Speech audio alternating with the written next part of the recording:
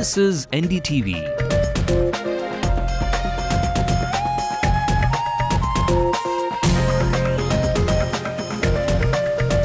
And you're watching NDTV Hindu.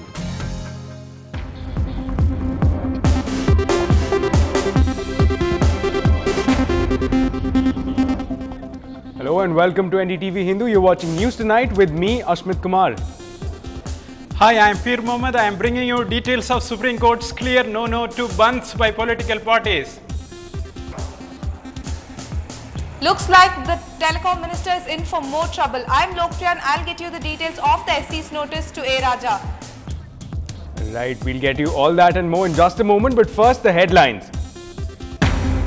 A. Raja caught in the line of fire. Supreme Court slams a notice on the telecom minister and the CBI questions the charge sheet against unnamed officials. The Supreme Court today directed that no bans should be conducted by political parties in Tamil Nadu. Government readies the health machinery to tackle the swine flu scare, but free checkups and vaccination for 150 rupees received mixed response. An ugly case of violence in Krishnagiri. Angry villagers torch a school after a school bus accidentally kills a student. Was this a suicide attempt or did the accidental fire kill 3 people? Ladies, get ready. Meet Chennai's most wanted stars from the tennis circuit ahead of the Davis Cup. This is definitely a great thing for Assam and me making the finals. Well, I'm not going to go all out, but I'm still going to enjoy the Indian food. Now, those are some of the local developments. Let's see what else is making headlines. The PM reaches out to the youth of Kashmir even as one person is killed and 20 others injured in clashes in Kashmir ahead of the crucial review of AFSPA. Chandrababu Naidu's convoy comes under attack by pro-Telangana activists. Stones pelted at the former CM's convoy. Veerappa Moily hits out at retired CVC Pratyush Sinha's remarks on corrupt India. The Sensex at 19,000 for the first time since January 2008, driven by global indices and foreign funds. And Sushil Kumar creates history, becomes the first Indian to win gold at World Wrestling Championships. Now, the Supreme Court has issued a notice to the CBI and Telecom Minister A. Raja over the multi-crore 2G spectrum scam. Hearing a petition, the Apex Court has given 10 days for the minister to respond to the allegations that he caused the government massive financial losses by mishandling the allocation of the spectrum to telecom operators. Raja faces allegations that the spectrum was sold below market prices and thereby causing huge losses to the exchequer. Meanwhile, the CBI and the Department of Telecommunications have also been asked to respond to the Supreme Court notice.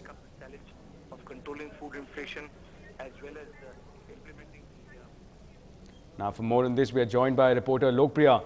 Lokpriya, the Supreme Court has pointed the finger directly at the Minister of Telecommunications, A. Raja. Now, what does this mean for A. Raja and what are the options lying ahead of him? Yes, Ashmit, this notice by the Supreme Court comes as a major embarrassment not only to the Union Telecom Minister but also to the party in Tamil Nadu, the DMK. Ahead, as all of us know, there are elections coming up in less than 7 to 8 months. So ahead of these elections, this notice by the Supreme Court comes as a huge embarrassment for the DMK. In fact, the petitioner first went to the High Court, but the Delhi High Court, and since the Delhi High Court refused to handle this case, the petitioner moved to the Supreme Court, and the Supreme Court has also said that the Raja has to reply immediately within 10 days. 10 days of time has been given to A. Raja, and also the petitioner has said that the CBI, the Supreme Court should form a special investigation team to probe into the 2G spectrum case, and this notice only gives more leverage to Jayalalitha and her party to criticize the DMK and the telecom minister even more. As all of us know, there has been huge rounds of news and rumors that have been going on regarding this 2G spectrum. So this notice only adds to the chaos that already exists, and one can only hope that some information regarding the truth regarding this whole 2G spectrum comes out if Raja explains his stand to the Supreme Court. Ashmit? Right, Lokpriya, thank you so much for joining us and giving us some insight about the political impact of this notice by the Supreme Court. But the Apex Court has been making headlines other than the notice that has been served to the Telecom Minister. The Supreme Court's decision that its interim order declaring bans as unlawful would remain in force for now is a blow for the ruling DMK. The ruling DMK's October 1st, 2007 ban in Tamil Nadu to implement Setu Samudram Shipping Canal Project or SSCP was declared unlawful by the Supreme Court after the opposition AIADMK moved the apex court. While the Madras High Court rejected AIADMK's petition to declare the ruling DMK-sponsored bandh illegal, Supreme Court called it illegal in its interim order and served notices to the Tamil Nadu government. The apex court today said that the interim order would remain in force until the Madras High Court decides on the original petition moved by the AIADMK. And for more on this, we are now joined by our senior correspondent, Peer Mohammed. Again, a second blow by the apex judicial body to the DMK. What does this mean for the DMK here ahead of the assembly polls in the context of the rulings that was given by the Madras High Court, and it's sort of a role reversal now by the Supreme Court? Yes, Ashmit, the particular bandh organized by the DMK and its allies on October 1st, 2007 for speedy implementation of Sedu Samudram Canal project has come as a big blow for the ruling DMK in Tamil Nadu, particularly because the petition is moved by the AIADMK opposition, the main opposition. It is a political bargain for the AIADMK, the opposition AIADMK, and the Supreme Court has clearly said that public right is superior to individual party rights, and they have already said that when there was an order in 1998, Supreme Court order, which is banning bandhs by political parties because it disrupts normalcy and people's day-to-day normal activity. It has already held that these bandhs organized by political parties are unconstitutional. In a case which came from Kerala High Court, Kerala High Court first ruled that these bandhs are unconstitutional when Kerala government, left government, organized a day-long bandh in Kerala. The Supreme Court said this order of the Kerala High Court is good and said it's valid and that remains. And when that order is remaining, even now the Supreme Court has returned the petition to the Madras High Court, even in such a situation, the Madras High Court cannot overrule the Supreme Court's earlier verdict in 1998, and this is a big blow for the ruling DMK, Ashwin. Right, Peter. Thank you so much for joining us and for giving us some perspective about the political impact that this ruling by the Supreme Court will have on the local political scene. Now, moving on. With the news of the swine flu resurfacing in the city, the Health Minister inaugurated a vaccine centre at the King Institute of Preventive Medicine in Guindy today. The government is now taking all precautions to control the spread of the disease. The free checkups will be available for patients and vaccinations can be done at a cost of 150 rupees. But the initiative has received a mixed response. While some say it is a good move, many others feel that it is too late, and some of them complain that the vaccination is too expensive.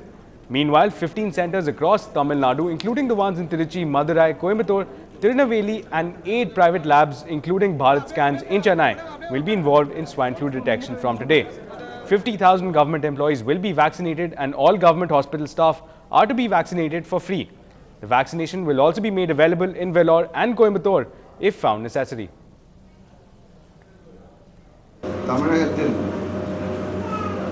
முதல் முறையாக பன்றிக் காய்ச்சல் தடுப்பு மருந்து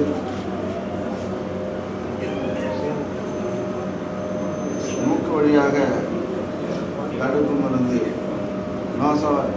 நேசோவாக் என்ற மூக்கு வழியாக தடுப்பு மருந்தும் வேக்சின் என்ற ஊசி வழி தடுப்பு மருந்து இந்த பொதுமக்களுக்கு அர்ப்பணிக்கின்ற ஒரு விழாவாக இந்த நிகழ்ச்சி அமைந்திருக்கிறது. Well, the state's health machinery has been set in motion and the state health department has said that swine flu detection centres will be functional at the following places.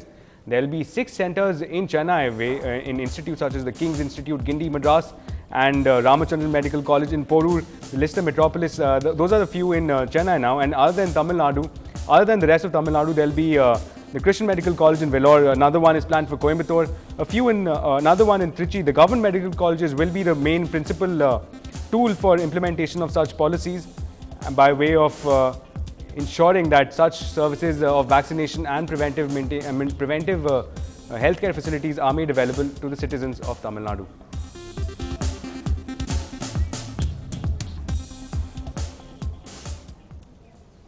Now, for more on this, we were joined by Dr. Venkatesan, a consultant with Lifeline Multi-Speciality Hospitals, and he joined us and gave us in the details about and pointed out that more of these centers are required, and that vaccinations, importantly, he mentioned that should be made available free of cost to all the citizens. Because WHO has announced this disease as a pandemic, and because of alarm among the public regarding this disease, I don't think this is sufficient. We should increase the number of centers. We also notified some of the key private hospitals in this also. We should make an awareness about this disease, and also the preventive measures, and also the treatment aspect of this disease. Second thing, we should promote the vaccination for the public at the free of cost. I recommend free of cost for the public. Meanwhile, V.K. Subraj, the Health Secretary, expressed confidence in the state government's initiative, but importantly, he admitted that the cost of vaccination could be a factor in determining the scope and the reach of the program. Government has supplied free vaccines to all the government employees working in the government hospital sector. We have given 50,000 doses. Right. And similarly, we have instructed all the private hospitals to follow suit. Thus, they should go ahead, they should purchase these vaccines, and they should inoculate their hospital staff. Now, swine flu has resurfaced not just in the city, but is back on Facebook as well. My colleague Divya Kumar gets us today's status update pic. Let's take a look.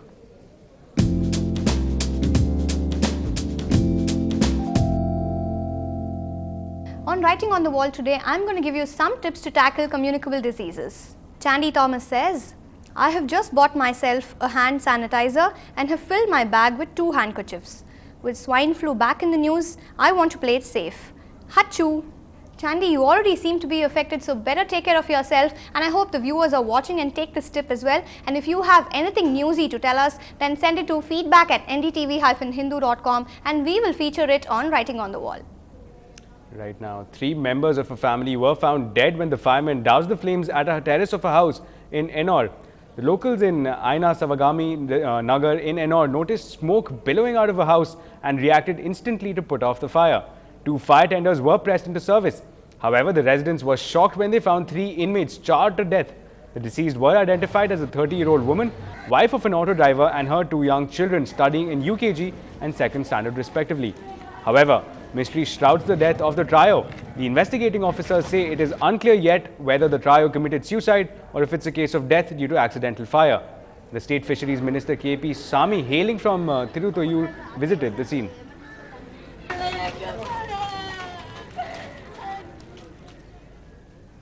And some more sad news, a private school at Ponchamali near Krishnagiri was torched by angry villagers after the school's bus accidentally killed a +1 student, Suresh.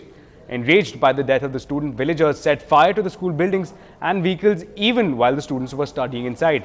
The students and teachers ran for safety while the angry mob set the buildings ablaze. Property worth several lakh rupees has been damaged. The villagers reportedly stopped the fire tenders, furthering the damage caused. Nearly 500 police personnel have been deployed in the area as the situation continues to remain tense.